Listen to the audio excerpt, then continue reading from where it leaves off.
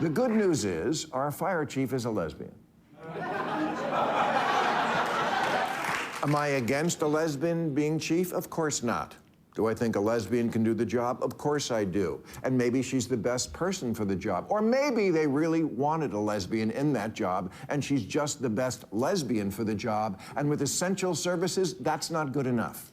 All right, we are back on the Megyn Kelly show, and she is, as you see, she's looking at a clip from Bill Maher talking about what else the LA fires and the complete and utter failure by the authorities to respond to those fires, and why such a failure. Yes, it's very interesting indeed.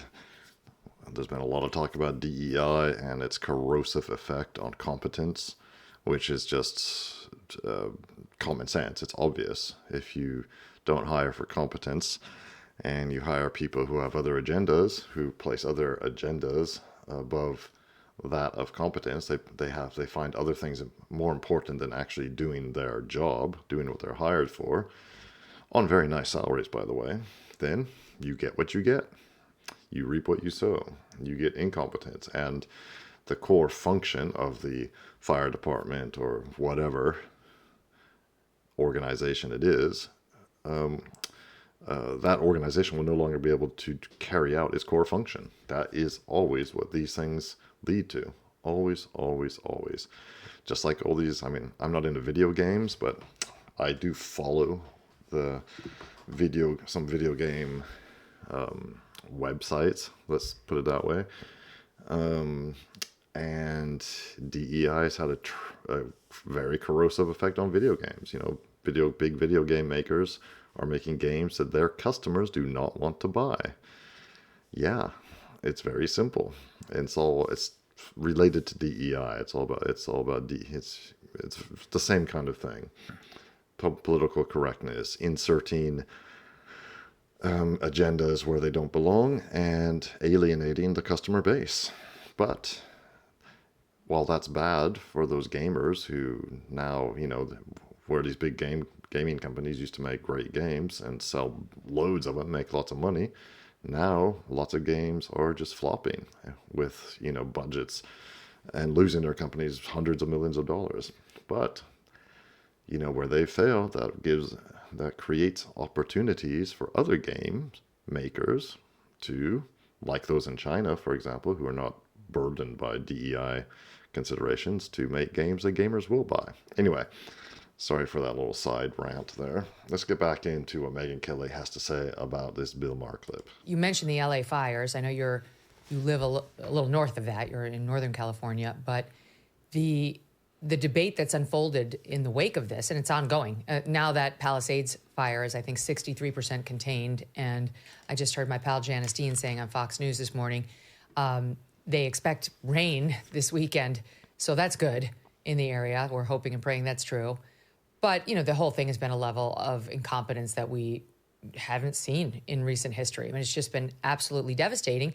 And the intense focus by the LAFD on DEI and promoting the fact that the fire chief is a lesbian and so are her top two lieutenants, which no one cares about at all. She just keeps introducing it into the national conversation, has led to a lot of commentary, mostly on the right. But to his credit, enter Bill Maher on the matter on his show this past Friday. And here's a little bit of that. Look me in the eye and tell me anyone could have done worse. We just got our ass kicked by fire. The good news is our fire chief is a lesbian. Am I against a lesbian being chief? Of course not. Do I think a lesbian can do the job? Of course I do. And maybe she's the best person for the job. Or maybe they really wanted a lesbian in that job, and she's just the best lesbian for the job. And with essential services, that's not good enough. Crowley's official bio says Chief Crowley leads a diverse department, creating, supporting, and promoting a culture that values diversity, inclusion, and equity while striving to meet and exceed the expectations of the community. Now, I think it would be incumbent upon all traditionalists, like me. I consider myself a traditionalist. I think I never would call myself a Republican. I don't even like the word conservative because I think conservatism has proven to be a failed ideology because it hasn't conserved a damn thing. But say you're a traditionalist, or say you're paleo-conservative. If I saw an organization which had as its mission statement, or where its senior officers were saying things like what we see on the screen here, then I would simply not do business with that organization. Now, with the fire department of your city, of course, you have no choice but to do, But I mean, if it was a private business of any kind, yeah, I would just not do business with them. I'm not interested, just not interested in all this. And I think that's why we're seeing a lot of big corporations have publicly announced that they're rolling back all this DEI nonsense. Of course, I still think they should be punished for implementing it in the first place. Just do business locally with local people who are real people and who do not subscribe to this madness. There was a time, I remember it quite well, where this kind of stuff was just not even discussed. If you went to a business for whatever reason, you went to buy a car, you went to buy or to get some gardening done, or you went to buy some groceries, or whatever the business was, they didn't tell you that they had a whole policy on this and that and the other and publicize it. You went to them because they provided what you wanted to buy, a service or a good that you wanted, quite simply. And they provided a good service or good, a high quality one. That's why you went to them. And if it wasn't good, you went somewhere else. But when I see statements like this from a business organization, to me, that already means that they are not focusing on providing high quality goods and services. They're focused on other things. And if they're focused on other things, that means soon enough, they won't be able to fulfill their core function. All right, let's get back to Bill Maher. Well, you didn't exceed my expectations, which was that the whole city wouldn't burn down. Fair? Again, I would love someone to do a great job in their role. I wish that she was successful. I wish that we didn't have to have this conversation. I wish that DEI policies weren't such a massive failure for the public. I am a classic liberal who, loves to see diversity in the state of California, but it has to be around egalitarian merit. And that is not what's happened here. Our controller, who manages the finances of our state, she ran on DEI, and that was pretty much her biggest platform. You cannot make that your biggest platform when you are running for these roles. I'm sorry, it is inappropriate.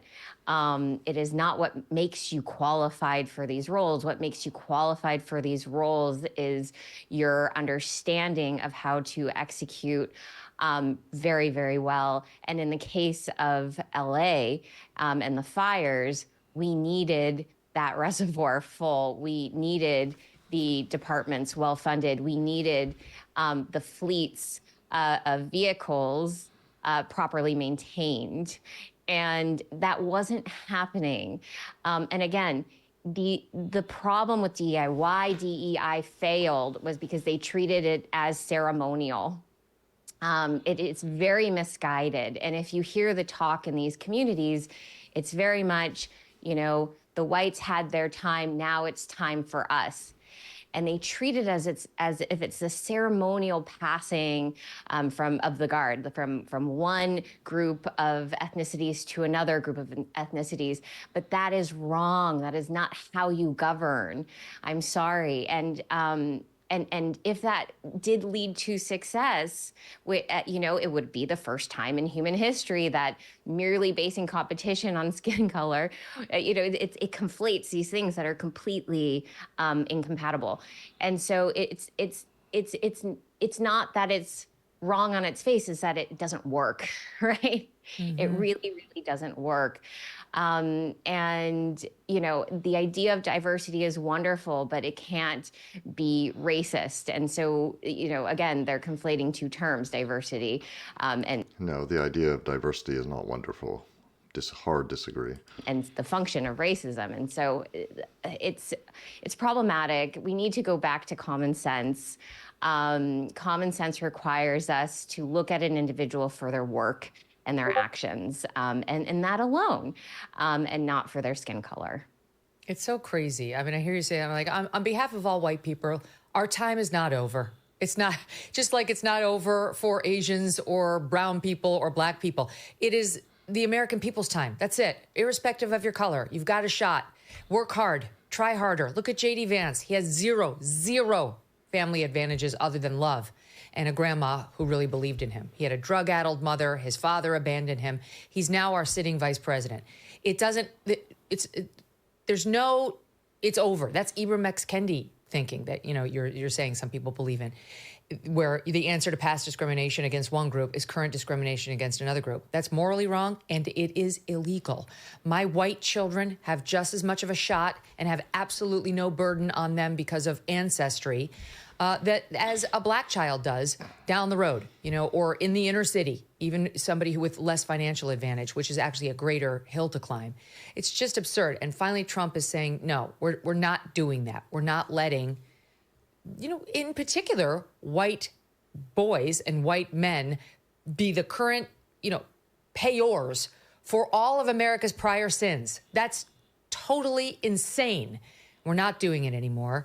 Here's one more, keeping going on the things he did yesterday. Ordered federal buildings worldwide to stop flying the pride flag, which the left had turned into a de facto second national flag around the world. That's exactly right. Good. I'm glad it's coming down.